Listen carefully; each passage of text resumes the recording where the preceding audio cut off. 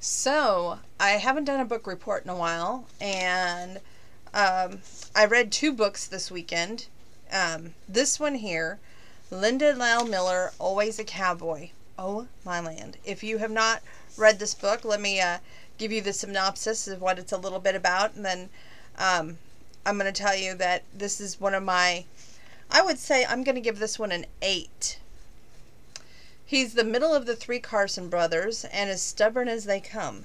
He won't thank a beautiful stranger for getting in his way. Drake Carson is the quintessential cowboy in charge of the family ranch. He knows the realities of its life, its pleasure, the heartbreaks. Lately, managing the wild stallions on his property is wearing him down. When an interfering so-called expert and starts offering her opinion, Drake is wary, but he can't deny the longing and the challenge that she stirs in him. Now, this is her side, which is Luce Hale. She's researching how wild horses interact with ranch animals and the ranchers. The Carson matriarch, I can't even say that word, basically Drake's mom, invites her to stay with the family, which guarantees frequent encounters with Drake, her ruggedly, handsomely, and decidedly unwelcome son of the matriarch. Luce and Drake are at odds from the very beginning, especially when it comes to the rogue stallion, which I love, Smoke, by the way, who's stealing the ranch mares. But when Drake believes Luce is in danger, that changes everything for both of them. And I loved this book so much. Drake is the quintessential cowboy indeed. Instead of killing the mountain lion that attacks his dog, he hires a tracker to come and move the mountain lion off the property, which that won my heart. And also the wild stallion, he finds it a new home, relocates it, but there's something good here too. He keeps the sear of that wild stallion, and he gets his mare back, which was like, aww. And there's just so many good parts of this book. You have to read it, so it's an 8. The other book I read, which came from the Dollar General people, $3. It's Laura Trentham's Till I Kissed You. Now, this book kind of reminded me of the Loretta Lynn Conway Twitty song. Louisiana woman, Mississippi man, we get together every time we can.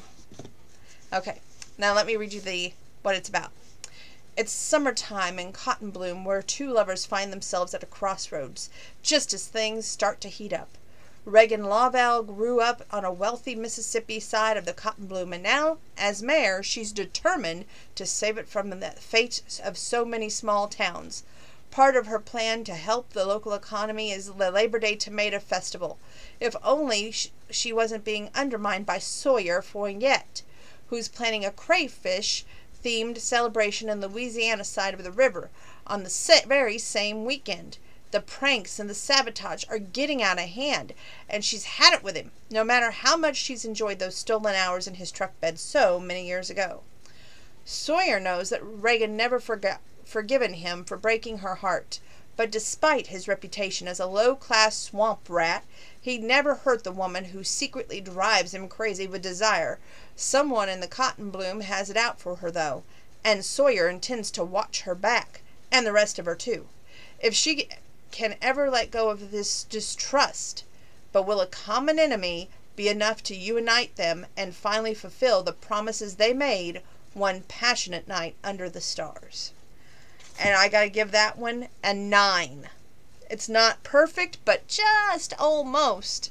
I like the banter back and forth. I didn't care for the way it started out, but I like the way the story was like, it draws you in, and it's like, oh, they were in love once. Why can't they be in love again? And why are they always fighting? Why can't they just kiss and make up already? But throughout the book, it takes you on a journey, and it's like, okay, you know what? We can either hold grudges for the rest of the days of our lives, or we can forgive people and move on. So yes, it gets a 9. So, that's my book review. Next, I'm going to sing a song, and then I'm going to go downstairs and work out.